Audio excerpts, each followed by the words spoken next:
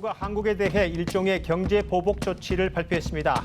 한일 간 신뢰관계가 현저히 훼손돼 적절한 수출 관리가 필요하다는 게 일본 정부가 밝힌 규제 배경입니다. 그런데 청와대와 문재인 대통령은 대체 무엇을 하고 있습니까? 민간 경제에 큰 짐을 떠넘긴 셈입니다.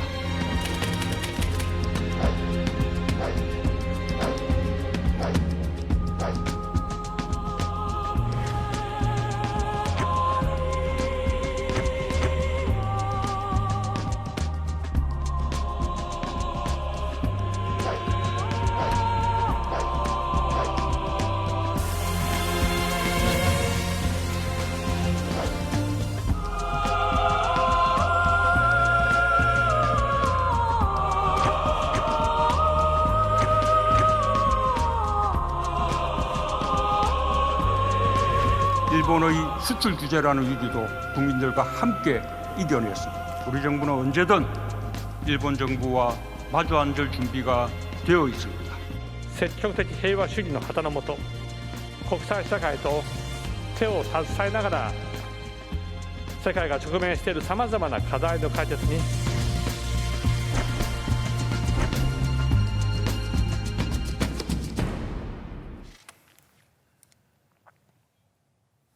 안녕하세요. 저널리즘 토크쇼 저입니다.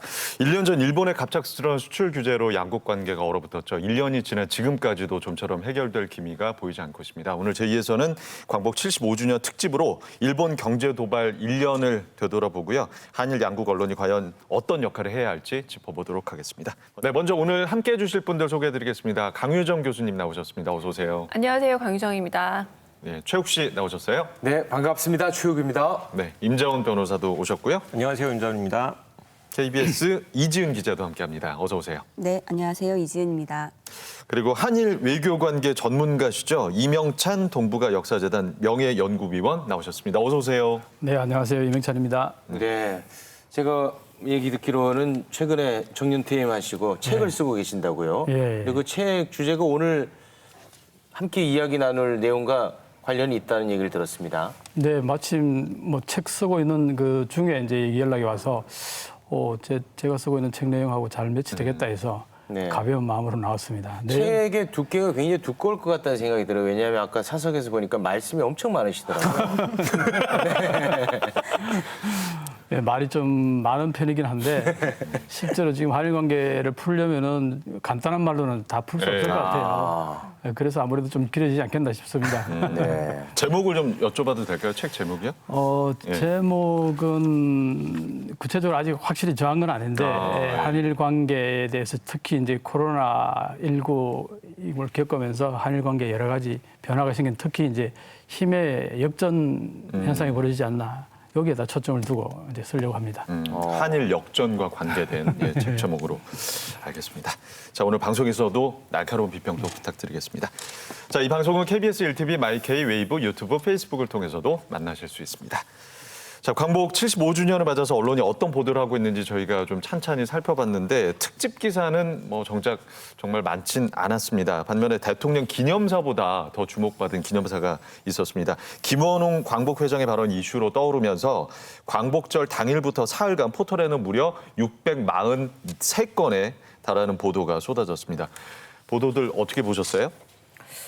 다른 단체가 아니라 광복 회장이 7.18 청산에 대해서 말하는 게 게다가 광복절에 말하는 게 그렇게 큰 문제는 아니라고 생각은 듭니다. 근데 공론 분열이라는 논리로 지금 얘기를 하고 있는데 사실상 지금까지 언제나 경제 논리 내지는 통합이라는 미명 때문에 긴급하게 이 이야기들을 봉합하는 데만 급급했고 그렇다면 이제는 75주년이니까 좀 엉겨붙었던 환부를 제대로 좀 손볼 필요가 있다는 것은 많은 사람들이 동의하고 있는 건데 광복 회장의 이 말투라던가 혹은 말의 어휘 이 작은 어떤 세세한 부분에 너무 집착을 하는 바람에 이 이야기를 통해서 어떤 사회적인 논쟁이라던가 혹은 담론화를 해볼 기회였는데 좀 급급한 것이 아닌가, 봉합에 급급한 거 아닌가라는 생각이 듭니다. 네. 저는 이 발언 내용이 비판할 지점이 있었다는 생각은 들어요. 그분이 이제 광복회장이라는 점을 염두에 둔다 하더라도 우리의 근현대사를 마치 이제 반일 친민족 세력과 친일 반민족 세력 간의 투쟁으로 모든 걸 해석하려는 것 같아서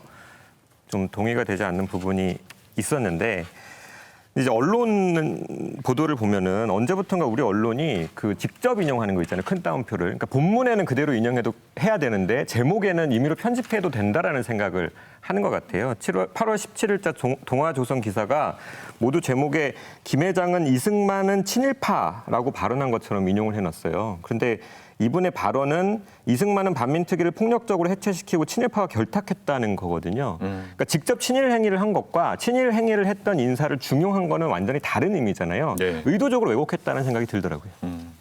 예. 이명찬 위원님은 어떻게 보셨습니까?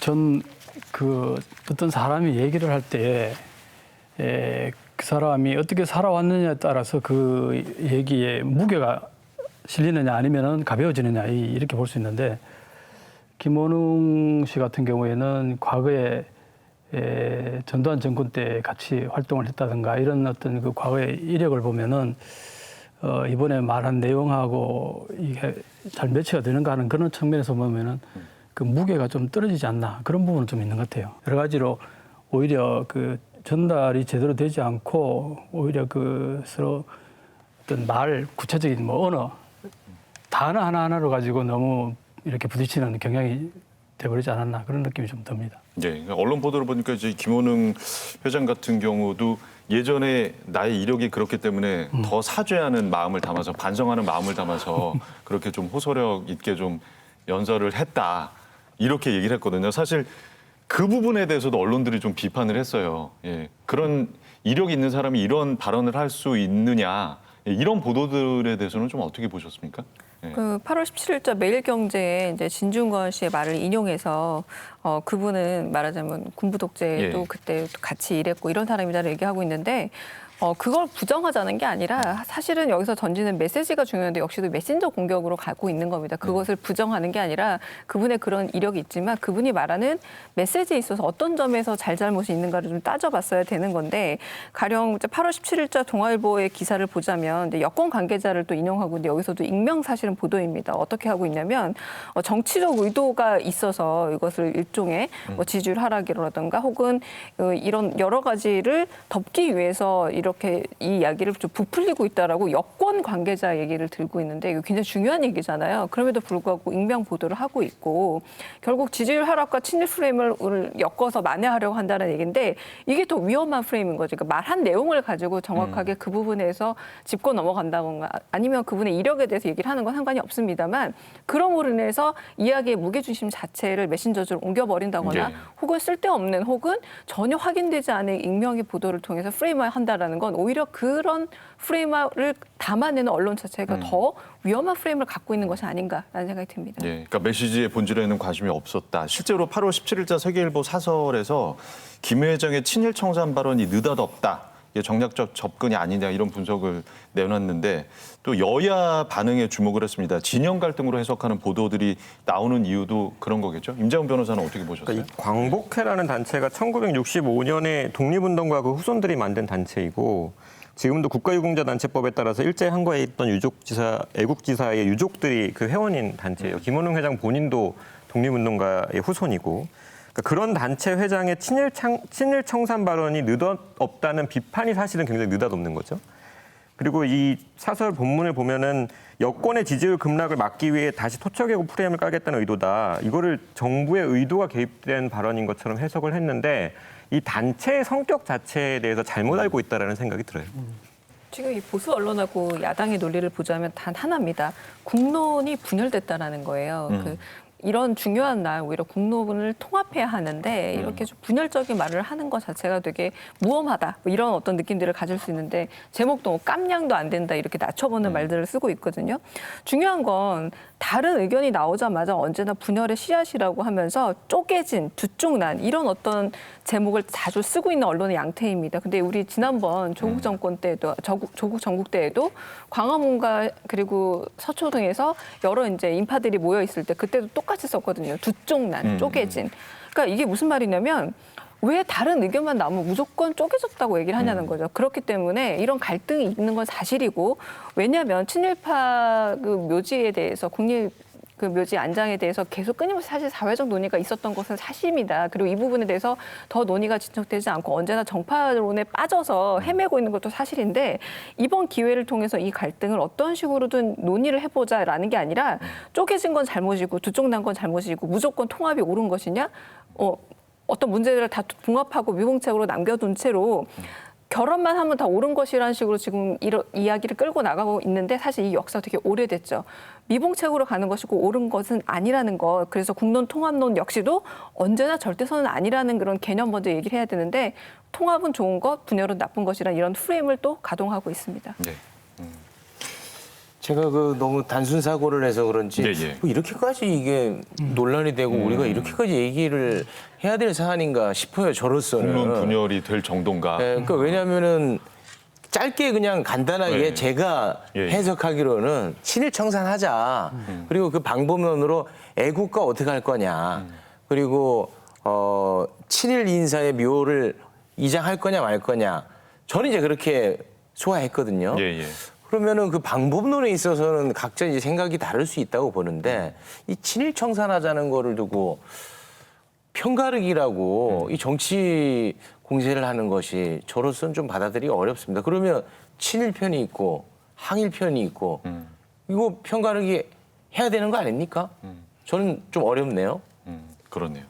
그러니까 대화의 주제로 삼는 것 자체를 봉쇄하려는 의도로밖에 안 보여요. 이거를 지금 최욱 씨 말처럼 얘기를 하려면 뭔가 대화를 시작해야 되고 친일은 뭐고 반일은 뭐고 한일은 뭐고 부에는 뭐였는지를 논의를 해야 되는데 이 논의 자체를 하기 싫어서 사전에 봉쇄해버리고 이건 편가르기다. 그리고 이거는 말 그대로 두 쪽이 나버렸고 국론 분열이 돼버려서 큰일 났다라는 식으로 얘기를 하는 게 저는 이런 논의 자체를 아예 봉쇄하기 위해서 보수 언론에서 나서서 그리고 야당과 합세해서 논의 자체를 아예 무화하기 위한 시도로 보여집니다. 본질은 그게 아니다. 그런데 사실 그런 것들을 짚어주는 언론은 거의 없었거든요. 그런 기사들을 볼 수가 없었어요. 그런 언론들의 행태는 좀 어떻게 보세요? 이게 모든 걸 정쟁식으로 이제 접근하니까 그 부분이 냉정하게 분석해서 뭔가 이렇게 옳고 그름을 판단할 수 있는 자료를 준다든가 이런 부분이 상당히 부족하다는 거죠. 그 부분이 우리 언론에 좀 앞으로 한번 되돌아가야 될 모습이 아닌가 이렇게 생각을 합니다. 알겠습니다. 자, 광복 75주년을 맞아서 저희가 다른 곳에 주목을 했습니다. 일본이 우리 핵심 산업을 겨냥해서 수출 규제를 하고 또 백색 국가에서 한국을 배제한 게 벌써 1년이 지났습니다. 당시 한국 경제가 망할 것이다라는 식의 보도가 참 많이 쏟아졌는데 뭐 2차 세계대전 당시 일본의 진주만 공습에 빗대거나 국내 기업의 피해가 일본 대비 무려 345배에 달할 거라는 전망을 내놓기도 했는데 아마 기억들 하실 겁니다. 관련 보도들. 어떻게들 보셨어요? 정말 기억이 생생한데요. 당시 보도들이 또 어떤 논리를 많이 펼쳤냐면 일본은 정밀 타격식을 한다. 굉장히 이성적인 집단이기 때문에 경제 공격도 합리적으로 하고 아마 치명타를 일으킬 그런 부분들을 잘 선택했다라고 공격을 또 칭찬하는 기사들이 굉장히 많았고요. 반대로 우리는 이성적이고 계산적인 일본에 비해서 언제나 좀 감성적이다. 좀 더 나가보자면 분노 조절 장애식으로 대응을 해서 되려 이를 그르친다. 이를 공격하는 것과 방어하는 것조차도 수준 차이가 난다는 기사가 엄청나게 쏟아졌습니다. 그러면서 제가 정말 기억에 남는 거는 뭐 경술국치 내지는 뭐 문재인 대통령을 고종에 빗대어서 결국 망국의 지름길이고 나라 팔아먹고 나라 엉망된다라고 했던 기사들을 너무너무 많이 쏟아내서 사실 하나 두 개씩 거론하는 것 자체가 불가능한 만큼 정말 많은 홍수 같은 기사들이 있었다라고 기억이 됩니다. 네. 1년 전에 그 일본의 수출 규제를 다룬 기사들에서 제가 가장 아쉽게 느꼈던 거는 외가 빠져 있는 경우가 많았던 거예요. 그러니까 이게 일본의 강제징용 가해 기업에 대한 한국 법원의 배상 판결과 압류 명령에 따른 보복 조치로 평가가 되는데 그 부분에 대한 충분한 설명이 없어가지고 마치 한국 정부가 뭘 잘못해서 그러는 것처럼 비춰지는 경우도 있었고 그 원인이 살짝 언급되더라도 거기에 대한 평가가 없어요. 일본으로서는 그럴 수도 있지라는 뜻으로 해석될 수 있는 기사들이 나왔다. 또 한 가지 언급하고 싶은 것은 한국 경제 산업, 특히 반도체 산업이 일본에 예속되어 있는 것처럼 기사들이 많이 나왔어요. 그래서 일본이 수출 규제를 하면 곧 무너질 것처럼. 근데 90년대 들어서부터 지금까지 국내 반도체 기업이 세계 반도체 시장을 좀 주도하는 면이 있고 그렇게 되기까지 반도체 노동자들의 엄청난 헌신과 노력이 있었거든요. 그 과정에서 물론 직업병 문제라는 어두운 면도 있었고 그런데 작년에 그 기사들은 그 노동자들을 존중하고 배려하는 마음 없이 오히려 그분들의 자존감에 상처가 주는 기사들도 꽤 있었다고 저는 봅니다. 네. 사실 그 강유정 교수님이 얘기한 것처럼 일본은 이성적이고 우리는 감정적이다라는 그런 어떤 인식의 배경에는 여지껏 그 언론이 약간 그런 것들을 좀 조장해온 그런 추동이 있었다라고 좀 생각이 드는데 이명찬 위원께서는 어떻게 좀 보세요? 그 부분에 대해서 제가 참 할 말이 많은데 첫째로 그죠. 제가 제일 강하게 느꼈던 것은 일본은 굉장히 그 치밀하고 굉장히 어른스럽고 또 정밀 타격했다. 이제 이런 얘기를 하는데 지금 지나놓고 보면은요 정말 일본이 영성합니다. 여러 가지 그 뒤에 대처들을 보고 있으면은 그런 측면에서 보면은 우리 언론들이 그동안 일본을 바라보는 시각이 너무 스테레오타입이 아니었나. 네. 일본은 정치하고 정밀하고 굉장히 어른스럽고 계산적이고 이제 이런 부분을 많이 얘기하는데 그렇지 않다는 부분을 일단 좀 지적하고 싶고요. 그리고 또 한국의 입장에서는 진주만 공습식 수출 규제를 해왔는데 거기에는 진주만 공습해 왔을 때 미국이 어떻게 대응했습니까? 준비가 됐습니까? 갑자기 공습하면 준비할 수 없잖아요. 그렇죠. 이런 상황을 이해한다면은 공격한 일본이 나쁜 거지 어떻게 공습당한 미국이 나쁩니까? 그래서 지금까지 저도 진주만 공격에 대해서 미국이 준비를 제대로 못해서 잘못됐다 비판받는 기사를 본 적은 없는데 왜 우리 언론들은 진주만 공습한 일본은 비판을 하지 않고 우리 정부에 제대로 대응을 못했다 여기에다 초점을 맞춘지 그게 참 이해가 안 가요. 네. 예. 그러면 저도 하나 좀 덧붙이겠습니다. 예. 1년 전에 그 일본의 수출 규제 관련한 언론 보도를 우리 제2에서 심도 있게 한번 다뤘었거든요. 그때 정준희 교수의 발언을 1년이 지난 지금 제가 한 번 더 전하도록 하겠습니다. 일본의 그 수출 규제를 일본의 진주만 공습에 빗대면서 이제 우리나라 망할 거다. 뭐 이런 언론 기사들이 넘쳐났었는데 일본의 진주만 공습이 일본 패전의 단초가 됐다. 오히려. 수출 규제 역시 그러할 것이다. 요 말로 대신하겠습니다. 요 말을 하고 싶었죠? 아유, 그 부분은 상당히 깔끔하게 정리 잘해주셨는데.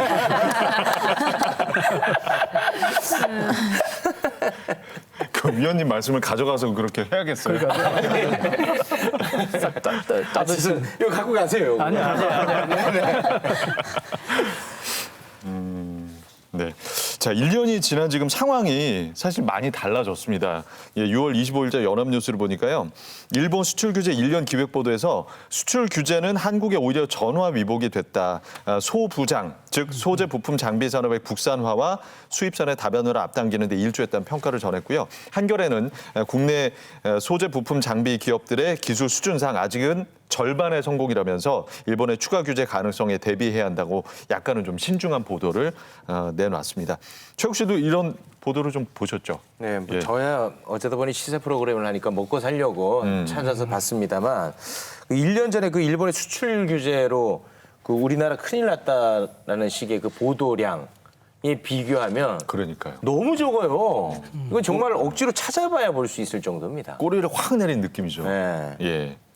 실제 이 보도량을 저희 제작진이 한번 분석을 해봤는데, 해봤습니까? 예, 지난해 7월부터 올해 8월까지 약 한 1년 조금 넘는 기간 동안 이 수출 규제 그리고 한일 무역 분쟁 이 키워드가 들어간 기사의 보도량을 검색을 해봤거든요. 전체 2만 5천여 건의 기사 중에서 여기 한 65%를 차지하는 16,000여 건이 지난해 7월에서 8월 이 사이에 집중이 되어 있더라고요. 그러니까 그때가 지난해 이제 일본이 수출 규제를 하고 그리고 우리 한국을 백색 국가에서 이제 배제했던 그 시점에 모든 기사들이 대부분의 기사들이 모여 있었고 올해 이제 6월이 되면서 이제 경제 도발 1년이라고 해서 이 시기성에 맞춰 가지고 기획 기사가 조금씩 나오곤 있었지만 다시 그것도 미미한 수준이었고 다시 좀 잠잠해지고 있는 추세다 이렇게 볼 수 있을 것 같습니다. 네. 1년 전 일본의 경제 보복 관련 기사 양이 이렇게 1년이 지난 후에 확연히 줄어든 이유는 뭐라고 보십니까, 이명찬 의원님? 네, 한 두 가지 정도 일단 한번 정리해 볼까요?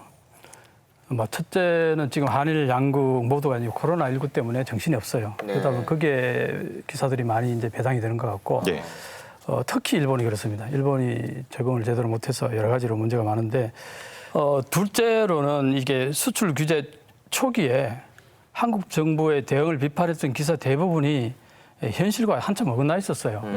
그러다 보니까 현재 과거에 자기가 1년 전에 썼던 기사하고 너무 안 맞으니 이걸 어떻게 써야 될지 아마 제대로 판단이 안 쓸 거라고 저는 봅니다. 네. 그다음에 또 하나는 현재 모습을 제대로 쓰려면 과거에 1년 전에 자기가 썼던 부분을 뭐 자아 비판이든 아니면 반성이든 뭐를 해야 될 텐데 과연 그때 내가 뭘 잘못했고 뭘 잘못 봤다는 걸 자신 있게 얘기하면서 기사를 쓸 수 있을까 그런 부분에 대해서 어떤 의미에서는 우리 기자분들께서도 스스로 자기를 반성하고 돌아보는 그런 마인드를 좀 가지면서 기사를 썼으면 좋겠다는 생각이 듭니다. 예. 그러니까 0점을 의도적으로 오조준하는 게 아닌가라는 생각이 듭니다. 그러니까 지난해 과거에는 제 생각에는 머릿속에 언론계 엘리트들의 프레임 속에는 일본은 도저히 극복할 수 없는 대상, 그러니까 그 길이라는 말 자체가 부재했습니다. 가능하지 않은 말이었고 하지만 언론 소비자들에게 일본은 만만한 대상, 한번 해볼 만한 대상이었던 거. 이 괴리감을 극복하지 못하고 오히려 언론의 몇몇 있는 엘리트들이 언론 소비자들을 말 설득도 하고 겁도 주고 공포 분위기를 통해서 여러 가지 방법을 했지만 1년 후에 지나서 그게 사실이 아니라는 것, 그리고 잘못된 예측이라는 게 드러났지만 엄밀히 말하면 전망이니까 정정 보도를 할 필요는 없는 거예요. 굳이 따지자면 사실을 적시한 게 아니기 때문에. 그런 점에서 무책임하게 좀 발을 빼고 있다라고 보여주고 그러면 대단한 혼란을 만들었는데 일조했으니까 숫자를 바로 잡아서 이 정보를 잘못된 0점 조준해서 정말 바로 된 0점 조준이라도 해주면 사람들이 제대로 볼 거 아닙니까? 근데 그것조차도 하지 않고 건조하게 숫자만 던져버려요. 그냥 너희들 알아서 해석해라는 식으로 던져버리고 더 문제는 뭐냐면 이 중요한 문제를 놔두고 또 다르게 프레임을 만들 수 있고 한편으로 예측 가능한 다른 식의 보도로 널뛰기 하듯이 그냥 훌쩍 넘어가 버려서 지금도 가령 코로나가 좀 더 번지는 입장이 되다 보니까 거기에 대해서 말하자면 이제 뭐 정광훈 목사라든가 다른 쪽으로 이제 프레임을 옮겨가지고 이 문제는 작년에 다 끝난 거잖아. 올해는 별로 중요한 문제 아니야라는 식으로 무게중심을 옮김으로써 작년에 어떤 잘못된 예측에 대한 판단 혹은 그것에 대한 책임에 대해서 또 발을 빼고 새로운 프레임을 던져서 사람들을 끌고 가려고 하는데 이 자체가 굉장히 무책임한 언론의 양태고 이번뿐만 아니라 지금까지 모든 보도에 대해서 가령 뭐 조국 보도에 대해서도 마찬가지고 정의연 보도에 대해서도 마찬가지고 던질 때 의혹일 때는 막 달려들지만 책임질 때 대해서는 발을 빼버리는 것 똑같이 반복되고 있습니다. 예. 사실 어떻게든 정부를 비판하고 싶고 어떻게든 기업 살리기 나서고 싶은 언론 입장에서는 경제 위기만한 소재가 없어요. 이 두 가지를 동시에 할 수 있잖아요. 1년 전에 그 일본의 수출 규제에 따른 경제 위기를 심각하게 띄었던 언론에게도 그런 의도가 있었다고 보이고 그렇기 때문에 그 경제 위기를 대체로 잘 극복했다는 평가에 대해서는 별 관심이 없다라는 생각이 듭니다. 그리고 지금 언론이 해야 할 것 중에 하나가 그런 게 있다고 봐요. 그러니까 일본의 수출 규제에 대응한 국내 기업 지원책들, 특히나 반도체 산업 살리기 명목으로 시행됐던 여러 가지 규제 완화 정책들에 대한 재평가가 있어야 돼요. 네. 당시 기업들이 가장 강하게 요구했던 게 노동이랑 환경에 대한 규제였거든요. 실제로 노동부는 관련 업종에 대한 특별 연장 근로를 허용을 했고 환경부도 신규 화학물질의 유해성 심사 절차를 간소화시켰어요. 그러한 조치들의 부작용은 없었는지 존속 필요성이 있었는지 이런 거에 대한 평가가 지금 시행되어야 합니다. 그렇군요. 관련해서 대한상공회의소에서 보고서를 내놨죠? 네, 예. 이제 언론이 지금 이 일본의 지난해 수출 규제, 경제 도발 이후 이 1년 이후에 이 평가에 대해서 얼마나 좀 관심이 없는지를 좀 볼 수 있는 하나의 잣대일 것 같은데요. 그 지난달 대한상공회의소가 보고서를 냈습니다. 제목이 수출 규제 1년 산업계 영향과 정책 과제라는 제목인데요. 이 내용을 살펴보면 일본이 수출 규제 대상으로 삼은 소재 부품 산업의 수입 비중이 일본 수출 규제 시행 이전보다 소폭 상승한 것으로 나타났고요. 반면에 전체 산업의 대일 수입 비중은 수출 규제 전보다 감소하면서 지난해 우리나라 총 수입액에서 대일 수입액이 차지하는 비중이 9.5%로 수입 통계가 집계된 1965년 이후로 처음으로 이 대일 의존도가 한 자릿수로 떨어졌다. 네. 이런 내용이 나타났고요.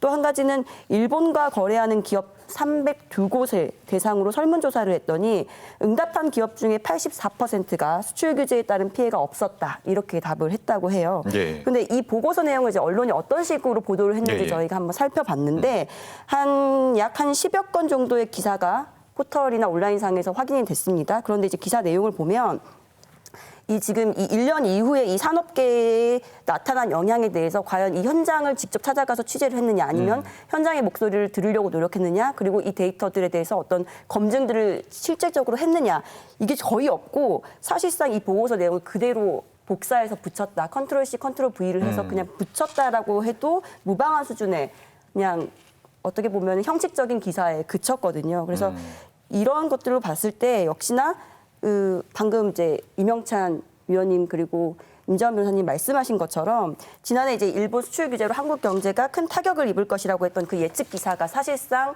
이제 맞지 않은 빗나간 것으로 나온 거잖아요. 그래서 이런 확인된 데이터에 큰 관심을 두지 않고 있다 이렇게 바라볼 수 있을 것 같습니다. 예, 현장 취재도 없었고 데이터 분석도 없었고 거기에 기반한 기사가 없었다면 이건 관행적이거나 아니면 의도적으로 이런 기사를 썼다라고밖에 예상이 안 되는데 최욱 씨 이거 어떻게 보세요?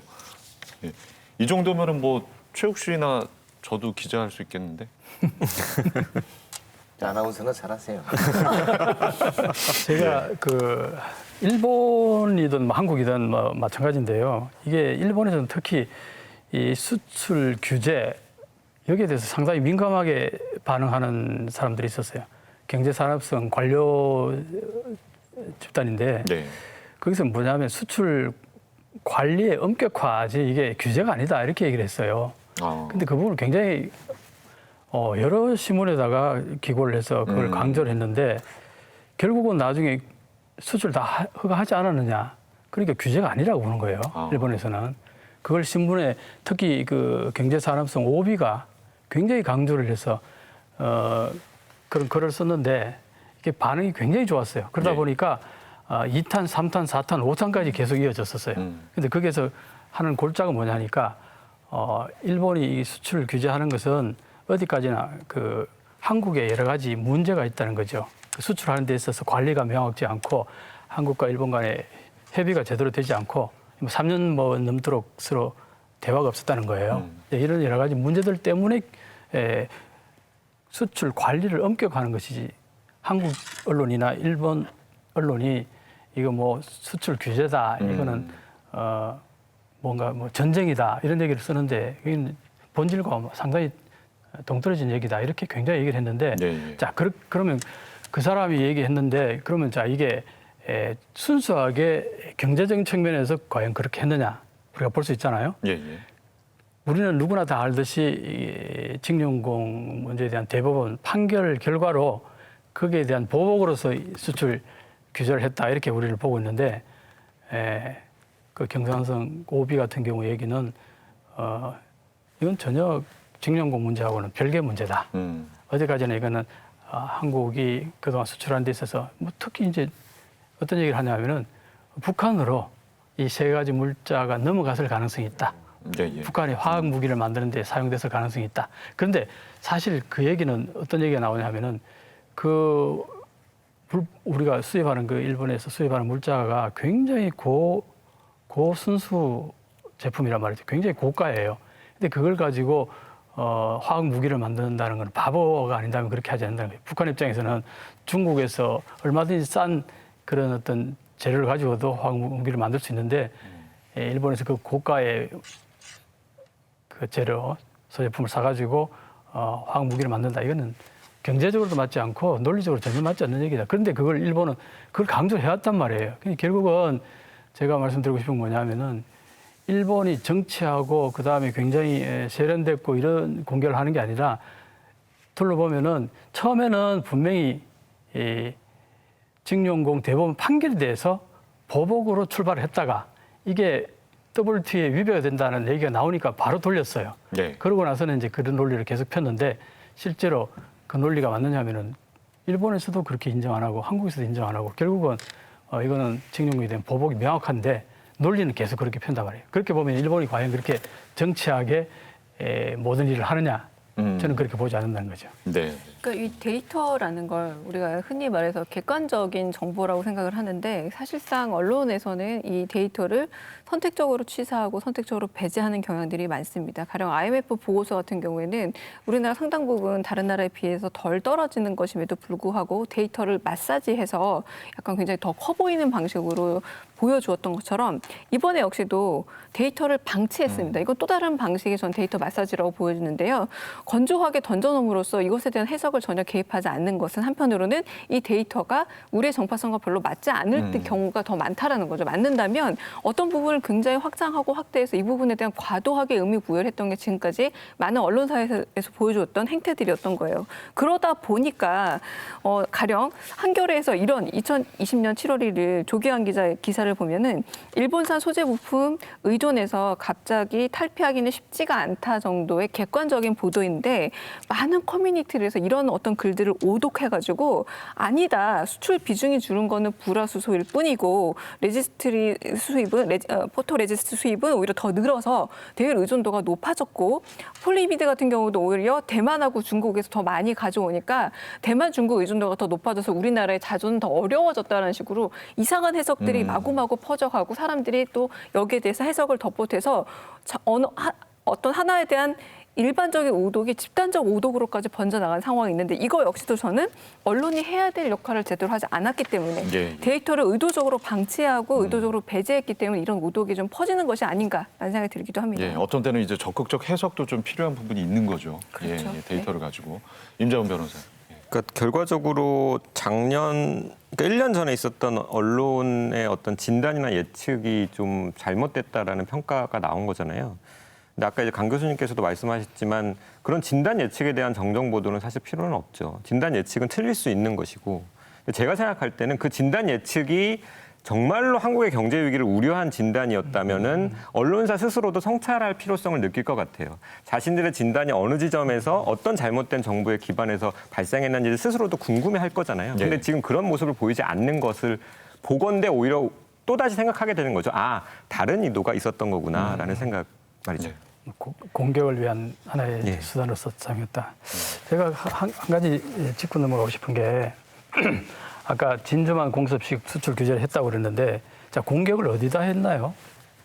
삼성에게 했죠. 삼성에게 했는데 이 소재 부품 장비 이 문제는 오래전부터 우리의 그 경제의 하나의 화두였어요. 대기업과 중소기업 간에 이 부분을 해결해야 된다. 자, 그렇다 본다면은 어느 날 갑자기 공격을 받았는데 가장 곤란한 게 뭐냐면 대기업이란 말이죠. 그럼 대기업이 그동안 뭘 해왔느냐 하면은 중소기업들이 제품을 개발하더라도 그게 경제적으로 가치가 떨어지니까 손쉽게 일본에서 수입해왔단 말이에요.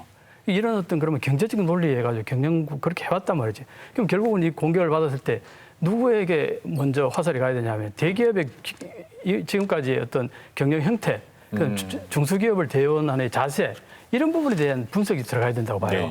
근데 드낮없이 공격한 게 뭐냐 하면은 제가 한번 읽어볼까요? 우리 정부는 설마하다가 뒤통수를 맞았다. 대응이라고는 세계무역기구 제소와 수입 다변화가 고작이다. 그리고 그리 쉬울 리 없다. 그것도 그리 쉬울 리 없다. 운 좋게 이긴들 2, 3년 뒤이다. 이미 그러니까 이긴다는 게 뭐예요? WTO에서 이긴다 하더라도 그게 2, 3년 뒤란 얘기죠. 그리고 그때는 이미 한국 대표 상품들이 숙대밭이 된 후다. 이거는 거의 제가 볼 때는 이거는 분석이라기보다는 협박의 논리라고 밖에 안 보여져요. 이 어떻게 보면 일본 정부 대변인 수준이 아닌가. 그렇게 정도 느껴질 정도인데 여기에 좀 더 분석이 들어가고 일반인들이 판단할 수 있는 재료를 좀 제공해주는 그런 기사들이 나왔으면 좋겠다는 생각이 듭니다. 아니 그 보도는 어디 뭐 상케이 신문입니까? 아니 방금 얘기는 중앙일보예요. 중앙일보. 아 중앙일보. 네. 중앙일보가 이렇게 글을 썼는데 제가 이걸 보건대는 이게 화살이 전혀 엉뚱한 데로 날아갔다. 그 얘기를 제가 말씀드리고 싶었던 거예요. 그러니까 쑥대밭이 될 거라고 예측을 했는데 쑥대밭이 안 돼서 할 말이 없는 거다. 뭐 단적으로 이렇게밖에 안 보이는 겁니다. 그렇죠. 그러니까 2, 3년 끌어봤자 그리고 우리가 더 대응을 해봤자 결국은 일본은 아무런 손해 안 보고 승전국이 될 거고 우리는 패전국이 될 건데 왜 이런 식으로 감정적으로 한편으로는 대책 없는 반응을 하느냐라고 계속해서 비난했는데 왜 무책임하냐. 1년이 지나서 전혀 다른 모습을 보이고 있고 50보 100보 차이라고 하지만 완전한 독립을 하진 못했어도 어쨌든 약간 진일보한 결과를 얻었고 여러 가지로 우리가 해결 방법이 옳았다는 게 입증되고 있으면 거기에 대해서도 한마디 반응을 할 만한데 제일 중요한 거는 정부의 대책이라던가 일본의 공격에 대해서 반응하지 않는 게 아니라 왜 자신의 예측에 대해서 반응하지 않느냐는 겁니다. 그것에 대해서 왜 한 번 더 점검해보고 그때와 지금 뭐가 달라졌는지 혹시 다른 변수가 있는지 없는지 그게 일테면 양심이 있고 논리적인 어떤 부분이 따라가는 언론사라면 당연히 있어야 되는 후순인데 전혀 후순이 없이 대책 없이 그냥 던지고 보고 말면 그만 이런 식으로 나는 틀릴 수 있다라는 가정을 왜 틀리면 안 되는가에 대한 어떤 자기 점검에 대한 철저성이 전혀 없다라는 걸 또 한 번 보여주는 듯합니다. 당시 그 수출 규제가 한창 진행될 때 이제 많은 언론들이 이제 한국이 쑥대밭이 될 것이다라고 전망하면서 말미에 그 전망이 나도 좀 틀렸으면 좋겠다라고 붙입니다. 그러면 지금 이제 좋아해야죠. 왜 안 좋아하냐는 거죠. 그렇죠. 맞죠? 네, 맞아요. 네. 아니 그리고 이 정도 글을 썼으면은 1년 후에 한번 점검하는 게 필요하지 않겠어요? 그때 내가 그렇게 예측했던 것이 어디가 틀렸을까? 무슨 논리로 이렇게 추론했기 때문에 오류가 발생했는가? 한번 돌아볼 필요가 있잖아요. 전 사실 어떤 경험이 있냐면은 위안부 문제가 2015년에 그게 일본 아베하고 박근혜 대통령 이렇게 합의가 이루어졌을 때 굉장히 어려운 문제를 저렇게 합의를 했다. 아, 저게 초기에는 좀 뭐 기쿠샤쿠 하겠지만 한 2년 정도 지나면은 어느 정도 이렇게 그걸로 이제 정리가 되지 않을까. 저는 그렇게 판단했어요. 예. 그런데 전혀 다르게 흘러갔잖아요. 그래서 그때 제가 굉장히 반성했어요. 저는 스스로. 어디에 문제가 있었을까? 내 판단이 도대체 어디에 문제가 있었을까? 그러고 나서 그때 반성으로 인해서 제가 많이 바뀌었어요. 어떻게 바뀌었냐 하면은 한일 관계에 있어서 역사 문제라는 게 그렇게 간단한 것이 아니다는 걸 저는 그때 정말 느꼈거든요. 그렇다고 본다면 언론인들도 학자들도 그렇게 느끼는데 언론인들도 제발 책임감을 갖는 그것도 중앙일보잖아요. 이 정도면은 책임감을 갖고 글을 쓰고 난 다음에 반성하는 모습을 한번 좀 보여줬으면 정말 좋겠다. 우리나라 언론들 이렇게 정말 너무나 뭐랄까요 이게 안 되는 아까 비판하는 내용들이 전부요. 그 비판하는 내용들이 자기가 그런 성향을 그대로 가지고 비판을 해요. 그러니까 예를 들어서 아날로그를 비판하려면 디지털 마인드에서 아날로그를 비판해야 되는데 똑같이 아날로그를 만들어 가지고 아날로그를 비판하면은 이게 비판이 되지가 않죠. 그런 마인드가 좀 필요하지 않겠나. 저는 굉장히 그런 걸 많이 느낍니다. 그렇게 자아성찰을 하지 않고 반성을 하지 않기 때문에 저희 프로그램이 그래서 아마 저널리즘 토크가 꽤 오래 갈 겁니다. 장수를 또 예언을 해주셨어요. 끝없이 얘기할 거리가 생기니까요. 자, 정작 유탄을 맞은 건 일본 기업들이었습니다. 최근 몇 달 새 닛산 자동차와 올림포스 같은 일본의 유명 기업들이 한국 시장에서 철수할 뜻을 밝혔고요. 유니클로도 강남점을 비롯해서 총 23개 매장을 철수했거나 할 예정이라고 합니다. 당시에 그 자발적 불매 운동이 일어나지 않았습니까? 그때도 이제 많은 언론에서 이 불매 운동 이거 잠깐 하다 말 거다. 그리고 그 실효성도 없다. 하면서 굉장히 그 가치를 폄하했었는데, 그 예측마저 또 틀린 게 돼버렸네요. 자, 조선일보가 한일 간 경제 갈등 1년이 승자 없이 양국 모두에 피해만 끼쳤다는 분석을 내놓은 반면에 같은 날 도쿄신문은 타격은 일본 기업이 받았다는 분석을 내놔서 눈길을 끌었는데 먼저 조선일보 분석은 어떻게 좀 보셨어요? 일본의 타격이 더 클 때는 둘 다 손해입니다. 이게 이제 헤드라인에 걸리고요. 우리의 타격이 좀 더 클 거라고 예상이 되면은 망국, 이제 큰일 났다, 이제 이렇게 뭐 쑥대밭 이런 것들이 헤드라인에 걸리게 되는 거죠. 아까 강제징용 피해자 배상 판결이 문제라고 좀 말씀하셨지만 저는 강제징용 피해자 배상 판결이 문제라는 식의 논리도 조금은 돌아볼 필요가 있다는 생각이 듭니다. 왜냐하면 애초에 일테면 정치적인 문제이고 혹은 외교적인 문제를 경제적인 방식으로 돌파하려고 했고 그러므로 해서 경제 갈등을 만들어낸 건 일본이죠. 그러니까 저는 원흉이 있다면 잘못한 쪽이 있다면 일본이라고 보는 입장인데 이 애초에 경제 활동의 시작이 일본이었음에도 불구하고 결국은 이 시점을 우리 언론이 대법원 판결을 잘못 내렸다는 식으로 여기까지 끌고 가는 게 사실 보수 언론의 여러 가지 논리적인 방법 중 하나인데 그런 점에서 보자면 보수 언론 특히 조선일보에서 말하는 우리라는 호칭이 누구를 의미하는지를 좀 헷갈리게 된다는 거예요. 그러니까 우익이라면 그리고 한편으로 보수라면 말 그대로 대한민국의 입장과 이익을 반영해야 될 텐데 되게 이 우리라는 호칭을 지칭할 때 대부분 일본의 이익과 일본의 논리를 더 반영한 게 많다는 게 좀 의아하다라는 생각이 들고요. 더더군다나 올림푸스 내지는 닛산자동차 이렇게 일본의 유명 기업들이 한국에서 철수함으로 인해서 그게 문제인 것보다는 거기에 고용됐던 한국의 고용인들이 너무 많이 실직자가 돼서 큰일 났다. 이것도 한국 경제 큰 문제다라는 식으로 또 여기서도 우리 문제가 되거든요. 언제나 우리의 손해를 좀 더 과장하고 일본의 손해는 축소하는 것 자체가 굉장히 문제적인 어떤 시발점이라고 생각을 하기도 하고요. 반면에 도쿄신문 같은 경우는 경제의 급소를 찌르는 방식이 올바른 것이었는지 의문이 강해지고 있다. 이렇게 적었습니다. 일본의 다른 언론들 보도 분위기는 어떻습니까? 지금 현재 모습으로 보면은 명백히 일본의 손실이 많죠. 그러니까 당연히 아까 조선일보가 양쪽 다 피해를 봤다. 그렇게 두리뭉실하게 표현하는 것 자체는 정확하지가 않죠. 명백히 일본이 손실이 큽니다. 그건 뭐 어떤 의미에서는 국제사회에 일본이 자유시장 경제를 추구해왔던 선진국가라는 이미지도 완전히 손상됐고, 그건 뭐 굉장히 아주 안 좋은 이미지가 이제 정착된 부분이 있고, 실질적으로는 아까 말씀하셨듯이 일본 기업들이 실질적으로 피해를 많이 봤죠. 그래서 철수하는 기업들도 이제 많이 늘어나고 하는데, 분명히 이제 우리 이렇게 볼 수 있잖아요. 지금 사실 무역 전쟁이라고 하지 않았습니까? 무역 전쟁이면 전쟁이거든요.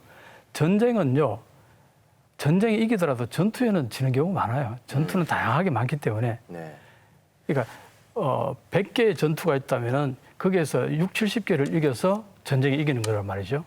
그러면 20, 30개는 질 수가 있어요. 그걸 침소봉대해가지고 똑같다는 식으로 결론을 내리면은 이거는 분석도 아니고 논리도 아니고 그냥 그 30개 한 가지 뭐 진 전투에 대해서 그걸 막 부각시켜가지고 잘못한 거 아니냐는 식으로 몰아간다면 전쟁에 전자도 모르는 사람이 쓰는 글이 될 수밖에 없는 거죠. 예. 실제로 일본 언론의 보도 내용을 좀 소개해 주세요, 네. 위원님. 예. 마이니치 신문의 논설위원 얘기도 있는데 어떤 내용입니까? 마이니치 논설위원의 얘기로는 핵심적으로 말씀드리면 이거죠. 결국은 수출 규제를 할 때는 한국의 징용공 대법원 판결에 대해서 불만을 표시하면서 한국을 무릎 꿇리기 위해서 수출 규제를 했단 말이에요. 그럼 결국 이게 뭐냐? 역사 문제를 가지고 경제 문제하고 연결시켰단 말이죠. 이렇게 했는데 한국이 거기에 전혀 굴하지 않으니까 이게 길어지잖아요. 초기에는 금방 한국이 숙이고 들 줄 알았어요. 그런데 이게 길어지다 보니까 어떤 문제가 발생하냐니까.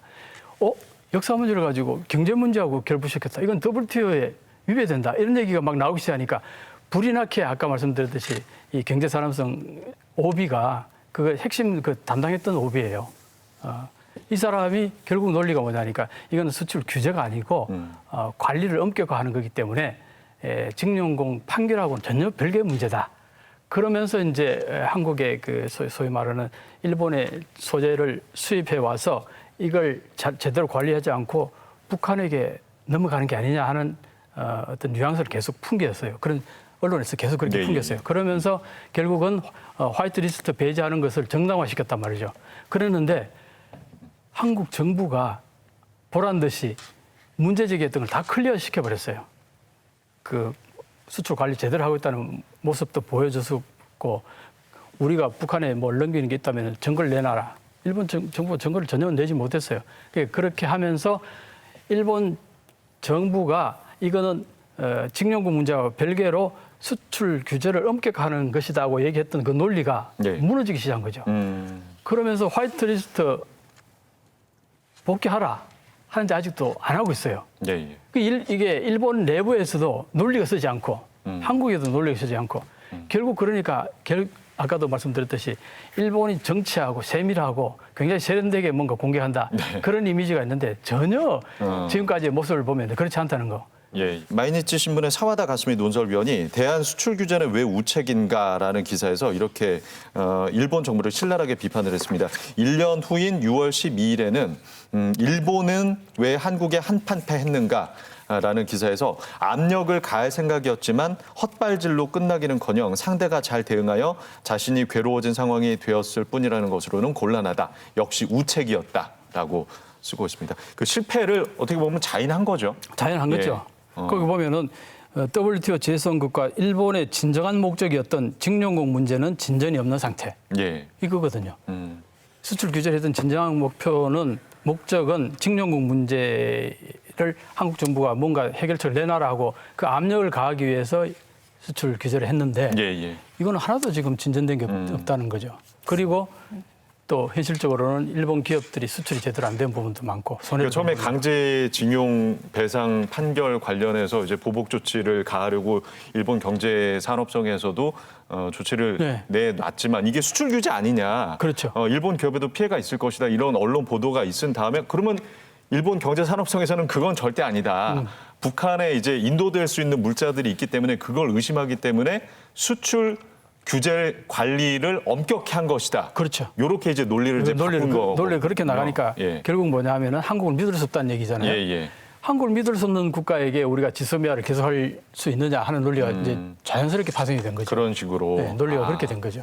근데 제가 조금 말하고 싶은 부분 중 하나는 징용공이라는 용어도 사실은 일본 측 용어거든요. 근데 6월 23일자 조선일보 서로 칼 겨눈 한일 경제세국 1년이라도 이렇게 보수 언론도 여전히 작년 7월 일본 강제 징용공 문제라고 이 이야기를 이 어휘를 좀 고수하고 있습니다. 일본은 아예 징용공이란 말도 표도 버리고 아예 한반도 출신 노동자라고 징용이라는 말 자체를 지워버리고 있는데 우리는 오히려 일본어로 쓰이고 있는 이 징용공을 좀 적극적으로 활용하고 있는데 가령 6월 8일자 서울경제의 그 한일 관계 시시포스 신화돼서 안 된다도 보면 여기서 또 징용공이라는 표현이 또 등장을 하고 있기도 하고요. 방금 말씀하신 것처럼 일본이 먼저 경제 공격을 했다가 실패를 했음을 자인하고 있는 와중임에도 불구하고 2019년의 논리를 고스란히 반복하면서 경제관계 글로벌 밸류체인을 정치적 문제로 풀어버려서 결국은 정치적인 문제, 외교적인 문제를 경제적으로 풀었던 것은 일본의 문제임에도 불구하고 여전히 우리 언론에서는 그거 우리 탓이다. 우리가 그렇게 받아들이는 게 문제다 얘기를 하고 있는데 이 자체가 일본의 결자 해지를 좀 더 추구하고 좀 부탁하고 일본의 결자 해지를 좀 더 요구해야 될 상황에서 우리 언론이 되려 일본이 원하는 그런 반론들을 만들어주고 있는 것은 아닌가. 그래서 조금 용어부터 사실 이렇게 보수 언론들은 여전히 징용공을 고수하고 있다는 걸 좀 볼 필요가 있습니다. 네. 자, 일본 기업들이 철수하게 된 배경 중 하나로 우리 국민들의 노 재팬, 일본 제품 불매 운동도 또 빼놓을 수가 없겠는데요. 최근 한 조사 결과에 따르면 현재 불매 운동에 동참하고 있다는 응답자가 4명 중 3명이었습니다. 앞으로도 참여할 것인가라는 질문에는 70%가 그렇다. 앞으로 예상되는 지속 기간은 2년 이상이라는 응답이 53%로 가장 많았습니다. 지난 1년간의 불매 운동은 어떻게 또 평가를 하시겠어요? 언제나 한국 국민은 감정적이고 작년에 불매운동이 많이 일어났을 때 나왔던 논리 기억하실지 모르죠. 국뽕이라는 논의가 되게 많이 나왔습니다. 이거 좀 국뽕과 다를 바 없다라는 식으로. 그래서 민족주의 때문에 실리를 잃는 그런 감정적인 민족이다라는 얘기를 늘 해왔는데 가만 생각해보면 우리가 자주 사용했던 지금 이렇게 철수하는 기업들을 보자면 일본 상품들을 좀 실리적인 소비 상품으로 선택했던 경향들이 있어요. 뭐 저 값싸고 가격 대비 성능이 좋고 이렇게 생각을 했는데 이제는 가격 대비 상품의 가치를 선택하는 합리적 소비가 아니라 어떤 점에서 훨씬 더 가치 소비가 중요하다. 그 다른 말로 하자면 윤리적 소비, 이념적 소비라는 것을 사람들이 하기 시작했고 그것이 현실적으로 일본 기업 철수라는 어떤 현상을 만들어내면서 효능감 내지는 타격감까지 가져다 줬거든요. 그래서 지금 소비자들은 이 합리적인 소비가 결국 영향을 미치고 정치적인 어떤 흐름도 만들어내는 걸 알아서 되려 좀 더 넓어지고 있습니다. 최근에 뭐 유튜브라든가 이런 데를 보면은 이념적 소비를 오히려 이 반일 그리고 한편으로는 일본 물품에 대한 어떤 반대 행위를 통해서 교육적 효과, 그리고 학습적 효과를 얻은 다음에 가능하다라고 이제 더 지속되고 확대되고 있는 형국이 되고 있는 거죠. 네, 이명수. 제가 깜짝 놀랐던 게 일본의 한국 자동차가요, 현대 자동차가 2대 팔렸다는 얘기 들었어요, 1년에. 그때 일본의 후요노 소나타 겨울 연가 엄청났지 않습니까? 그 열기 그 한류의 그 힘을 바탕으로 현대 소나타를 배영준이 광고를 하면서 팔았어요. 그럼에도 불구하고 두 대인가 세 대밖에 안 팔렸어요. 이게 있을 법한 얘기입니까? 자, 그러면은 한국 현대자동차가 성능이 떨어져서 안 팔렸냐? 독일은요, 일본 자동차보다 한국 기아 자동차가 더 많이 팔려요. 독일에서. 그거 조사 한번 해보세요. 그러면 뭘 말하느냐? 현대 기아 자동차가 성능이 일본 자동차보다 떨어져서 안 산 게 아니라 한국 제품은 조잡하다. 한국 건 사지 말자. 이런 마인드가 일본이 너무 강해요. 자, 그러면 한국의 불매운동이라는 게 과연 이게 무슨 국뽕이고 이걸 제대로 한번 파해서 조사를 한번 해봤다면 과연 그런 기사를 쓸 수 있었을까? 일본은 옛날부터 그렇게 해왔는데 우리 이제 와서 그 사실을 알고서 괘씸하다 해서 불매운동 좀 한다고 그걸 그런 식으로 매도한다는 거 이게 도대체 이 언론들은 어느 나라 언론인가 싶은 생각이 저는 진짜 많이 들었어요. 쇼크잖아요. 현대자동차 그리고 또 하나 삼성요 갤럭시 노트 삼성 거 붙이면 한 명도 안 사요. 그리고 실제로 그 아이폰 있죠. 아이폰은 지원금이 거의 75만 원, 뭐 하여튼 75만 원 정도 준다면 삼성 갤럭시는 20몇만 원밖에 보조금이 안 들어가요. 경쟁 자체가 안 되는 거죠. 그렇게 만들어 놓고 삼성 갤럭시 거의 안 팔렸어요, 일본에서. 전 세계에서 석권하고 있음에도 불구하고. 자, 일본은 이러고 있었는데 이런 것 제대로 한번 조사해가지고 기사 쓴 우리 기자 있습니까?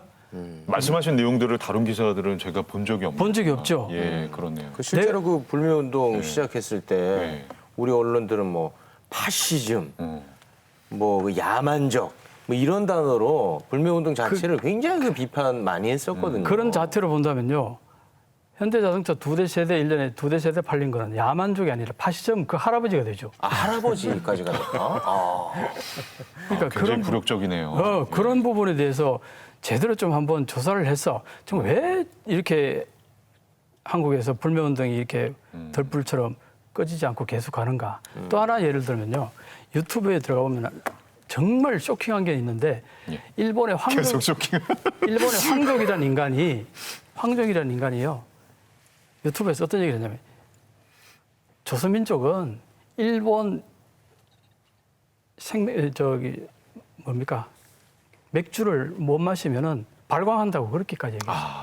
절대 쟤들 불매운동 오래 못 갈 거다. 그 동영상이 퍼지면서 완전히 그냥 불매운동으로 뭐 기름을 갖다 부었죠. 그래서 어떤 얘기까지 나오냐면 일본의 맥주 회사가 저 사람한테 손해배상 청구해야 될 거다. 그런 얘기까지 나왔어요. 그러니까 결국은 뭐냐니까 이번 불매운동 일어날 때요. 일본이 한국을 엄청나게 비아냥거리고 능욕하고 그런 부분들이 너무 많았기 때문에 젊은 사람들 입장에서 보면은 그런 것들을 본 사람은 절대 저놈들 물건 사줘서는 안 된다는 그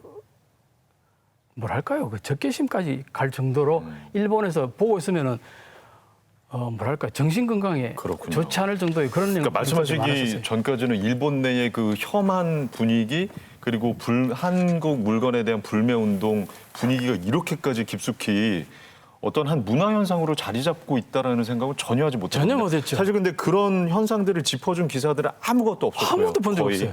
예, 임장훈 변호사 어떻게 좀 저는 사실 보세요? 이게 앞에 두 분과 생각이 다르진 않고 다만 이제 우리나라에 있었던 그 노조편 불매운동에서 어떤 면을 더 크게 보느냐 정도의 차이 같은데 저는 좀 불편한 지점들이 사실 있었거든요. 뭐냐면 일본 사람 전체가 아니라 일본 정치인을 겨냥해야 되는 게 아닐까라는 생각이 들고 일본 사람보다는 그 일본 강제징용 가해기업의 법률 대리인으로서 그 대법원장을 직접 접촉해가지고 사법농단 사태에서 계속 거론됐던 그 김앤장 변호사들 그들을 더 겨냥해야 되는 게 아닐까 뭐 이런저런 생각이 드는 거예요. 그리고 일본 전체를 비판하다가 불매하다가 결국에는 관련 업계에 종사하는 한국 사람들은 뭐 피해를 그러니까 그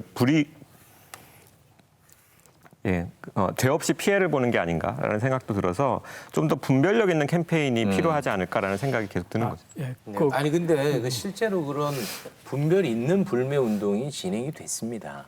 그 모 구청의 그 구청장이 관할구에 길거리에 그 노제팬 그 깃발 달려다가 얼마나 여론의 문매를 맞았습니까? 그래 결국 그거 취소했거든요. 그러니까 분별 없이 마구잡이의 어떤 불매 운동은 아니었던 걸로 저는 기억하고 있습니다. 저도 사실은 동의하거든요. 네. 그래서 없었던 게 아니었다는 거죠. 분별력 있는 불매 운동을 하려는 분위기가 분명히 있었어요. 근데 우리 언론이 그것을 강조했느냐 그렇진 않아요. 굉장히 무분별하고 감정적인 불매 운동을 강조를 하면서 그것이 또 정부의 부추김 탓이다라고 이어가다 보니까 결국에는 우리나라 국민이 일본 국민을 적대시하지 않는다. 그러한 메시지가 전달이 돼야지 한일 관계 개선의 일종의 동아줄이 될 수 있는 거잖아요. 우리나라 언론이 정말로 한일 관계 개선을 바랬다면 이 점에다가 포인트를 맞췄어야 됐는데 그렇지 않은 것은 관계 개선에 크게 관심이 없었다는 생각도 드는 거죠.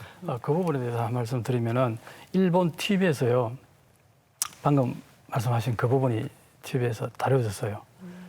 구청장이 노 재팬이라고 깃발을 다니까 내려라. 노 아베. 너 재팬이 아니라 노 아베다. 아베를 올리는 거. 그게 일본 TV에서 다뤄졌어요. 그래서 한국 사람들이 불매운동하는 것은 일본 전체를 적으로 돌리는 것이 아니라 아베 정권에 대한 불만을 표시하는구나 하고 명백히 했었거든요. 그렇게 본다면은 우리 불매운동 자체가 뭐 무분별하게 막 무자비하게 일본 전체를 적대시하는 쪽으로 간 건 아니다. 그렇게 저는 생각을 합니다. 작년 불매 운동을 좀 돌이켜 보면 그때도 뭐라 그랬냐면 관제 불매 운동이다라는 얘기가 나왔어요. 그러면서 어쨌든 국가에 대한 혹은 정권에 대한 지지율을 높이기 위해서 또 일본을 팬다 이런 논리들을 계속해서 언론에서 쏟아냈던 게 사실이거든요. 뭐 가령 지금 닛산 자동차 올림푸스 우리나라 유명 기업에서 이제 점점 빠져나가는 추세인데 좀 객관적으로 언론이 보도해줄 필요가 있습니다. 뭐냐면 불매 운동 영향도 있지만 그래서 우리 어떤 소비자들의 합리적인 선택 영향도 있지만 닛산 자동차가 우리나라에서 힘을 못 쓴다요? 그게 아니거든요. 세계적으로 굉장히 점점 힘이 줄어든 것도 사실이고 올림픽스와 같은 이런 어떤 아날로그 카메라와 같은 것들이 어떤 점에서 점점 이렇게 전화기라든가 스마트폰과 대체되면서 전체적으로 좀 위축되고 있는 것도 사실이라는 거죠. 여기에 그런 어떤 전체적인 영향관계 안에서 우리의 불매 운동이 하나의 어떤 트리거가 될 수는 있었지만 이것만으로 다 그랬다. 그래서 우리나라 고용시장이 불안정해졌다. 그래서 일본 수출 규제를 우리가 이런 식으로 불매 운동으로 응하다 보니까 우리 뭐 소비자 내지는 노동자들이 피해를 입고 여러 가지로 부수적 피해가 크다라고 얘기하는 건 언론이 오히려 역할을 하지 않고 입체적으로 관계를 다 증명해주고 한편으로 보여줘야죠. 어떤 부분에 영향이 있었고 어떤 부분은 또 별개의 문제고 이런 것들을 보여줘야 될 의무가 있는데 전혀 없이 그냥 뭐 했다 안 했다 이건 관제다 관제가 아니다 이렇게 굉장히 단적인 어떤 이분법적인 논리만 계속해서 보니까 소비자들이 믿고 의지할 만한 언론의 분석이 없다라고 반응할 수밖에 없는 겁니다. 네. 이진 기자. 네. 예. 이 불매 운동이 사실 좀 일부 성과가 나오고 있는 부분들도 분명히 있는데 여전히 우리 언론은 그거에 대해서 이렇게 외면을 하고 있는 것 같아요. 예를 들면 문화일보 8월 7일자 칼럼을 좀 눈여겨봤는데 제목이 문정권 반일과 정신 승리라는 칼럼이었습니다.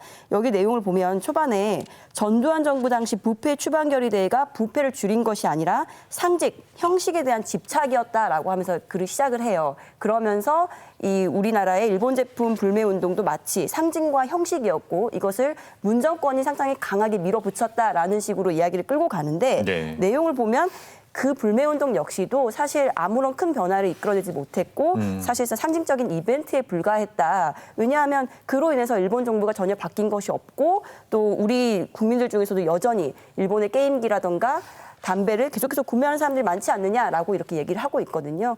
이 글을 쓴 논설 고문에게는 아마도 정말 획기적인 일본 정부의 어떤 변화가 있기를 기대했기 때문에 지금의 변화가 별로 그렇게 크게 와닿지 않는 거라고 저는 이렇게 해석을 하고 싶은데 한 가지 제가 좀 지적을 하고 싶은 부분은 중간에 그 논리적인 비약이 있습니다. 그러니까 언론은 팩트로 이야기를 해야 되는데 칼럼 중간 내용 보면 한국경제연구원이 지난 2018년 밝힌 자료에 따르면 우리나라 공산품에서 일본산 부품 소재의 수입 의존도는 섬유, 화학, 차량, 선박, 플라스틱, 고무, 기계, 전자기기 각 분야에서 90%를 넘는다. 2년이 지났다고 해서 얼마나 달라졌겠는가 이렇게 말하고 있거든요.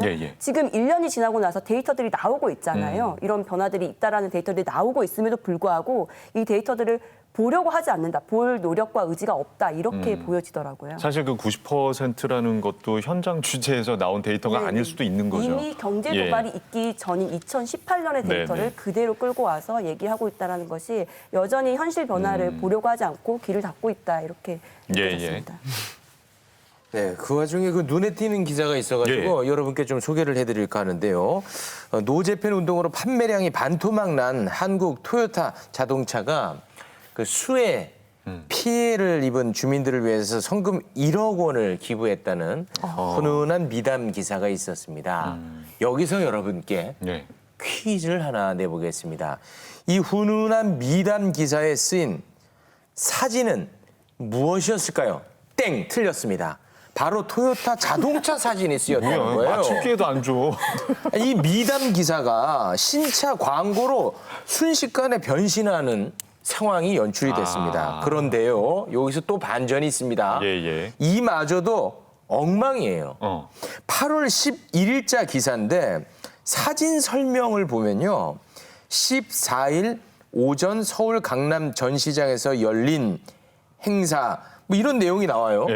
뭔 말이야? 이렇게 뭐 자세히 봤더니 2월 14일 기사에 썼던 사진을 이제야 이거를 갖다가 그냥 붙여놓은 거예요. 이거는 뭐 의미도 없고 맥락도 안 맞고 성의도 없고 엉망입니다. 왜 이랬을까요? 저는 1억짜리 그 광고 기사로 봤어요. 1억을 냈는데 저렇게 모든 언론사에서 제가 좀 찾아봤더니 거의 웬만한 언론사에서 다 다뤄줬더라고요. 토요타 자동차. 게다가 사진도 거의 다 실려 있고. 이거면은 하나의 언론사 선택해서 전면 광고를 실는 것보다 더 이익이 아닐까. 그리고 왜 언론은 이런 데 있어서 무책임하게 이렇게 어떤 한 특정 회사의 광고를 모두가 되게 퍼나르면서 이렇게 실어도 되는가. 좀 의구스럽습니다. 네. 굉장한 미담이잖아요, 사실은. 뭐 알려질 만한 미담이라는 생각이 드는데 기사 배치를 저렇게 함으로써 결과적으로 그 회사가 사실은 더 얻을 수 있는 광고 효과에 반감이 있었다는 생각이 들고 만약 저게 회사가 의도한 거라면 회사의 광고 전략의 실패다라는 생각도 드네요. 이명철 위원님 어떻게 보셨어요? 사실 그 우리가 기부하는 건요. 기부액을 따지면은 한국은 어마어마한 기부를 했는데 일본에서 전혀 다뤄주지 않은 경우들이 있어요. 근데 1억은 이거는 거기에 비하면은 아무것도 아니거든요. 근데 우리 언론들은 다 다뤄주잖아요. 왜 그럴까요? 아, 퀴즈입니까? 네.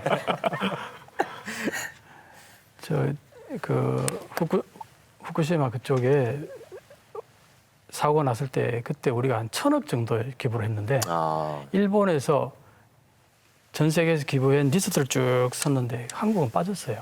그래요? 네.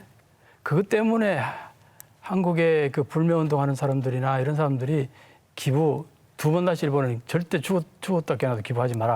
그 얘기가 계속 나왔었거든요. 그러니까 그만큼 일본은 지금 현재 한국의 일본에 대해서 어떻게 좋게 하는 거에 대해서 별로 그렇게 달가워하지도 않고 다루지도 않아요.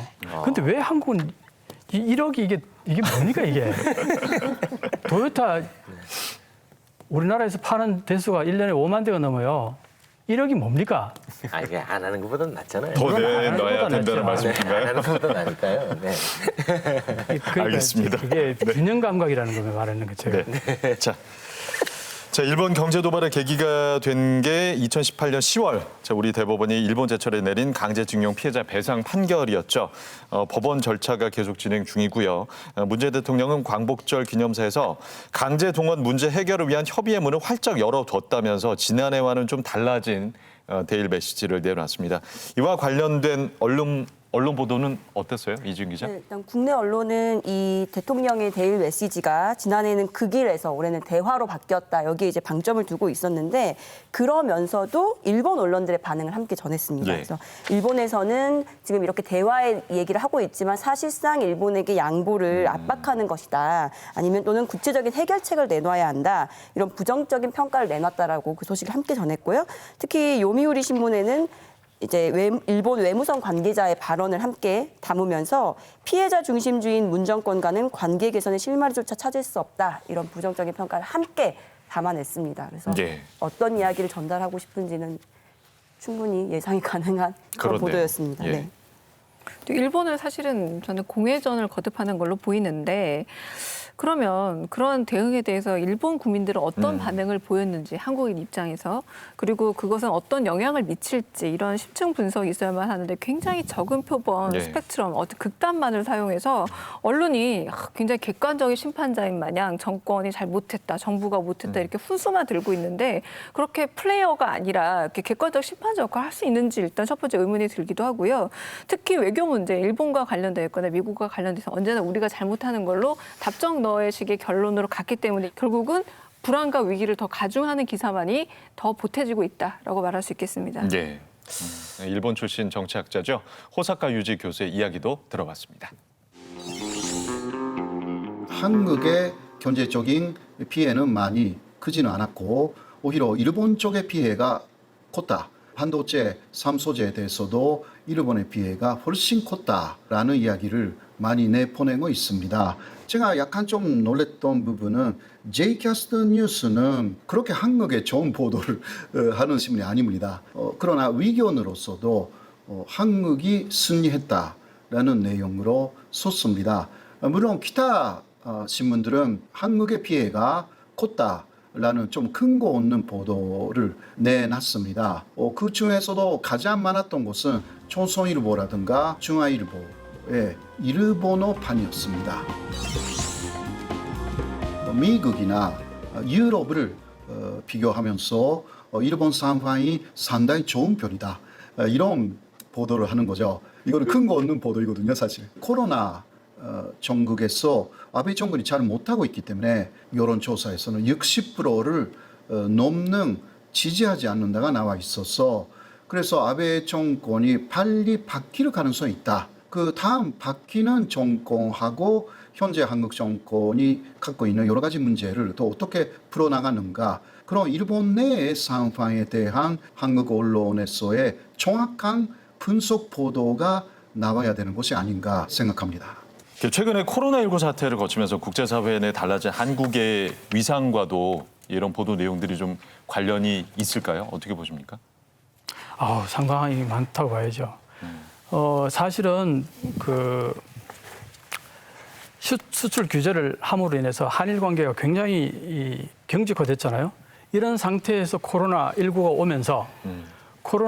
오면서 한국은 전 세계적으로 방어를 잘하고 있다는 얘기를 많이 듣잖아요. 그리고 키트도 정확도가 높기 때문에 전 세계적으로 수출이 많이 되고 있는데 그런데 일본에는 솔직히 말해서 정확한 키트가 별로 없어요.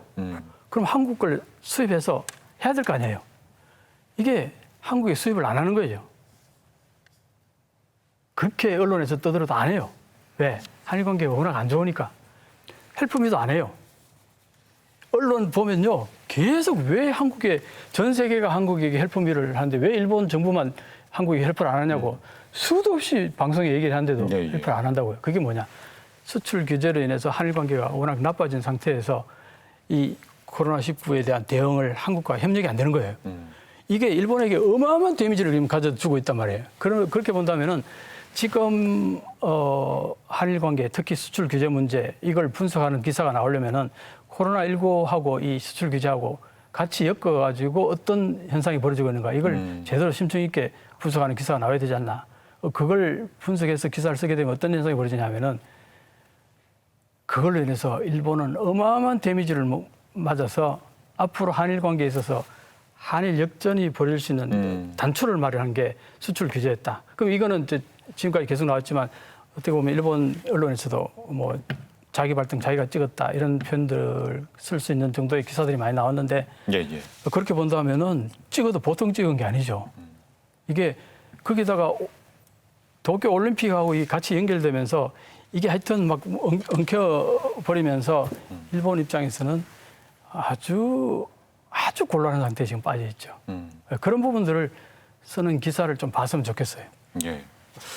자, 한일 관계 힘의 역전을 살펴보고 깊이 있는 분석을 내놓는 대신에 최근 대다수 언론들이 주목한 것이 또 하나 있습니다. 이른바 아베 사죄상 논란. 이건 어떻게 보셨습니까?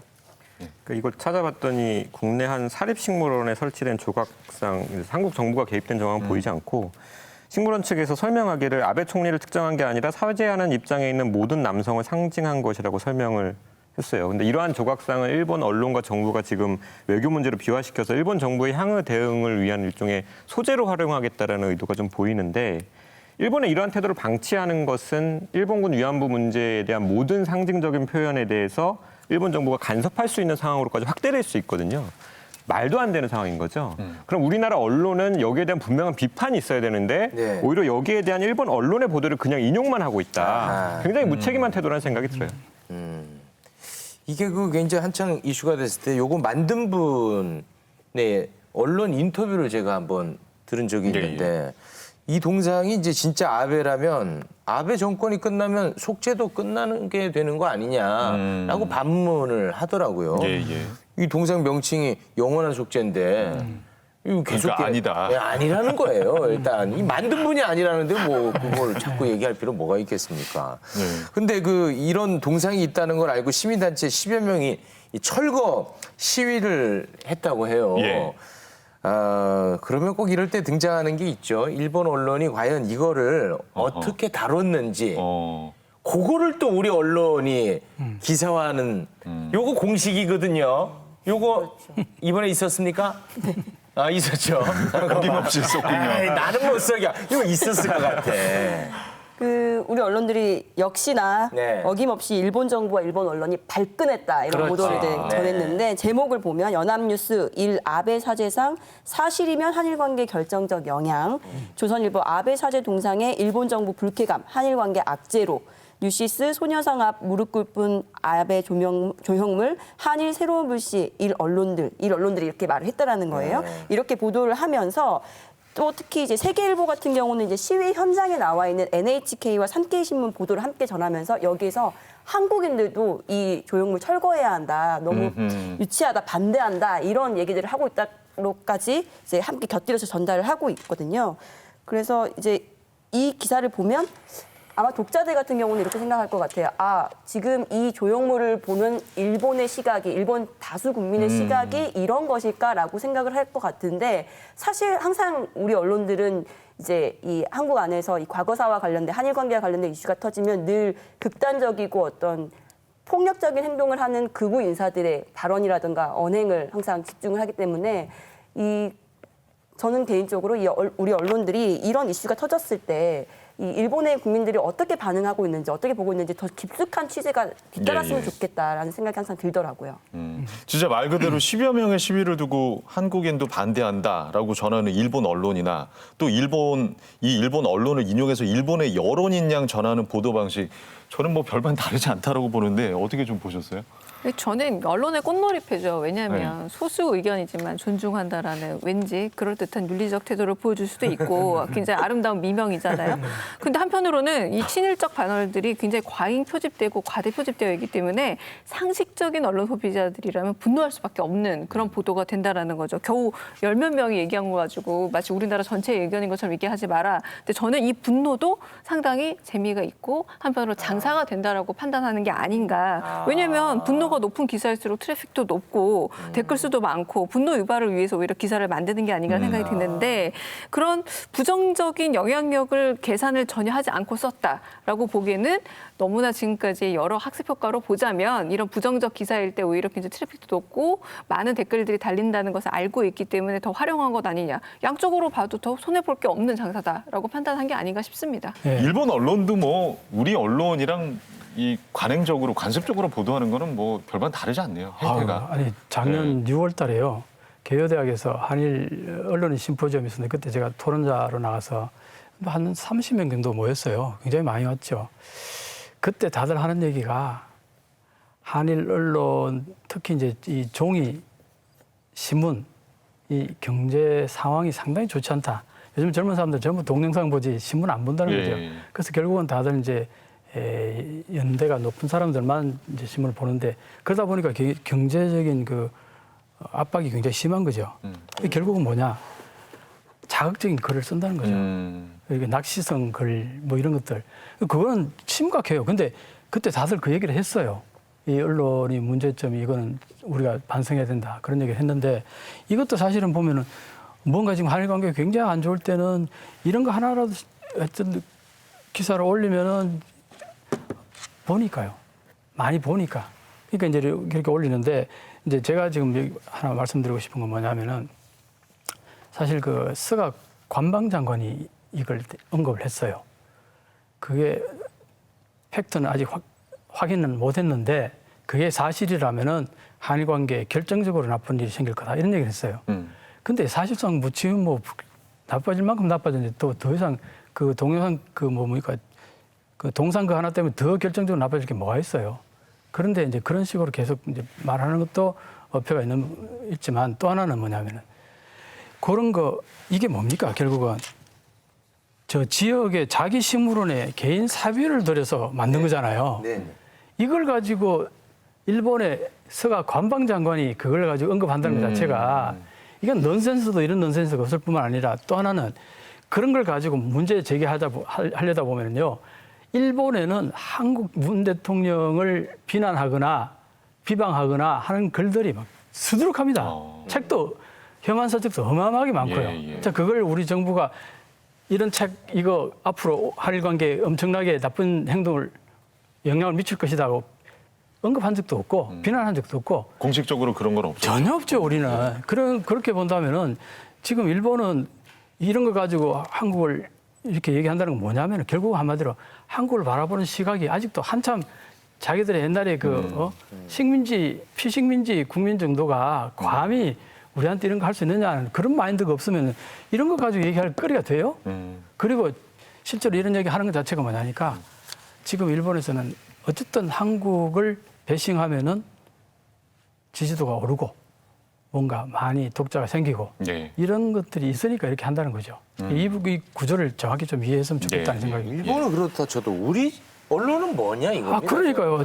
제가 그게 이해가 안 간다는 부분이 이제 저는 속상합니다. 정말. 우리 언론에서 매일 인용했던 신문 기억하시죠? 딱 떠오르는 산케이 신문 아닙니까? 산케이 신문. 저는 산케이 신문이 뭐 1위 신문사인 줄 알았는데 그렇게까지 열독률이 높은 신문사도 아닌데 우리는 어쨌든 산케이 신문을 가장 중요한 언론사처럼 많이 인용을 하고 있는데 왜냐면 되게 보수 언론들 그리고 종이신문들이 인용하고 있는데 산케이 신문이 지금 여론조사를 1년 동안 조작했다는 사실도 드러났다라고 합니다. 그래서 사과 후 여론조사 중단했다고도 하는데 그럼에도 불구하고 그러니까 마이니치, 아사히, 요미우리 굉장히 많은 신문사들이 있음에도 불구하고 산케이를 인용하는 거는 가장 극우적이고 자극적인 기사가 많기 때문이라는 것 외에는 논리적으로 근거를 찾기 어렵다는 거예요. 그럼 왜 인용하느냐? 그 자체가 분노가 장사가 되고 재미있고 한편으로는 일본과 저는 비슷한 처지라고 봐요. 우리도 종이신문이 굉장히 열독률이 떨어지고 어떤 점에서는 소비자들이 점점 떠나는데 오히려 자극적인 기사를 실어서 극우들은 극우들대로 만족시키고 굉장히 분노하는 언론 소비자들은 분노하도록 내버려 두고 되게 무책임한 인용이 바로 산케이신문 인용 아닌가라는 생각이 듭니다. 정확히 보셨네. 예, 광복 75주년 우리 한일 양국은 중요한 또 갈림길에 서 있습니다. 오늘 얘기한 문제 외에도 우리 언론이 담아내지 않는 그러나 꼭 필요한 얘기들이 참 많을 텐데 우리 언론에 당부하고 싶은 말씀 한마디씩만 좀 해주시죠. 임재원 변호사. 그러니까 남북 문제에 대해서는 제3국인 미국인의 입, 그러니까 뭐 정치인이라든가 언론의 분석에 너무 의존한다라는 생각이 들었는데 한일 문제에 대해서는 직접 상대방인 일본 언론인이나 정치인의 또 입장이나 분석에 너무 과도하게 집중한다라는 생각이 들어요. 그래서 굉장히 이상한 좀 사대주의라는 생각도 들고 당사국 언론으로서의 주체성을 가졌으면 좋겠다라는 생각입니다.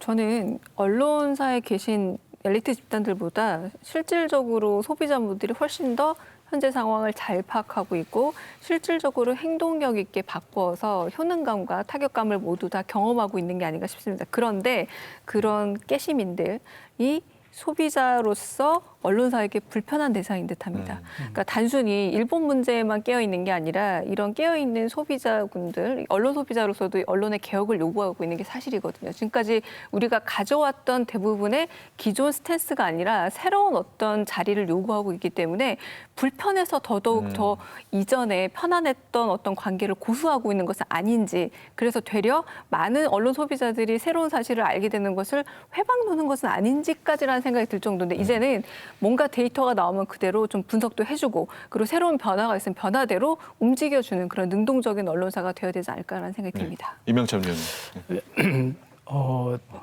내각부에서, 일본 내각부에서 여론조사를 했는데 19세에서 29세까지 이 사람들은 57.3%가 한국에 대해서 친근감을 느낀다 그래요. 그때가 가장 한일 관계가 안 좋다고 막 얘기 한창일 때 57.3%였어요. 그것도 일본 정부가 여론조사한 겁니다. 그건 뭘 말하냐 하면은 한일 관계 지금 나쁜 게요. 젊은 세대는 전혀 나쁘지 않아요. 전혀 나쁘지 않은데 그러면 어디가 가장 안 좋으냐 하니까 6, 70대, 특히 6, 70대가 굉장히 안 좋은데 왜 안 좋으냐 하면요. 일본의 6, 70대는 한국을 한참 내려다보고 있고 한국의 6, 70대는 일본을 한참 올려다보고 있어요.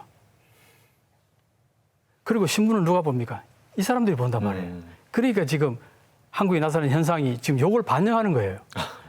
신문이 결국 기사를 썼는데 젊은 사람들 보지 않으니까 젊은 사람들을 대상으로 쓰질 않아요. 그럼 결국은 이 대상이 60대, 70대 이 사람들이 느끼는 게 방금 말씀드렸듯이 아직도 한국의 60, 70대는 일본을 대단한 나라로 보고 있고, 감히 그 대단한 나라에게 우리 문 정부는 아마추어적인 외교 마인드를 가지고 감히 일본에게 들어서 결국은 제2의 IMF 같은 사태를 만들 거 아니냐 하는 우려를 나타내는 거죠. 근데 실제로 전혀 그렇지 않다고 지금 현재 상황은. 그래서 중요한 거는 뭐냐니까 지금 현재 한일 관계에 어떤 어마어마한 변화가 일어나고 있는지에 대한 인식이 전혀 없거나 아니면은 알면서도 방금 제가 말씀드렸듯이 독자층을 향한 결국은 그 경제적인 하나의 그 마인드밖에 없어요. 거기에는 저널리즘도 없고 국익도 없고 결국은 먹고 사는 문제로 가지고 접근하는 방법밖에 안 된다고 보거든요. 이게 그때 개요대학에서도 그런 얘기 굉장히 많이 나왔어요. 우리 언론인들이 자조적으로 그런 얘기를 하더라고 스스로가. 일본 언론인들도 그렇고 한국 언론인들도 그렇고 이게 결국은 신문사도 결국 먹고 사는 문제가 걸리다 보니까 독자가 읽어야 되는데 안 읽는다는 거죠. 젊은 사람들은 전부 동영상으로 다 가버리고 결국 그러니까 이제 그 독자층, 연배가 있는 독자층이 원하는 글을 쓴다는 거죠. 이게 가장 큰 문제예요. 그래서 제가 말씀드렸잖아요. 일본의 60, 70대들은 과거에 자기가 한국을 봤던 그 한국의 모습이 한참 아래인 거죠. 그 마인드를 그대로 가지고 있어요. 한국도 마찬가지고.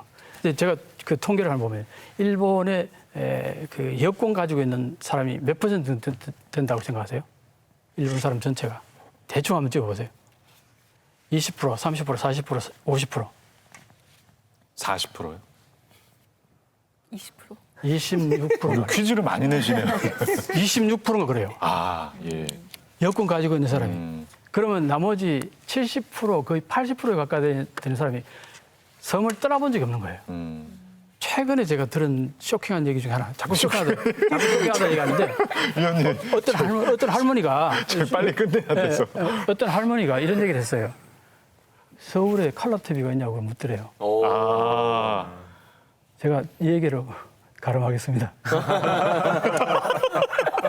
갑자기 큰 마무리를 극적으로 마무리하시는데. 네, 오늘 함께해 주신 동북아 역사재단의 이명찬 연구위원님이었습니다. 고맙습니다. 네, 감사합니다. 고맙습니다. 감사합니다.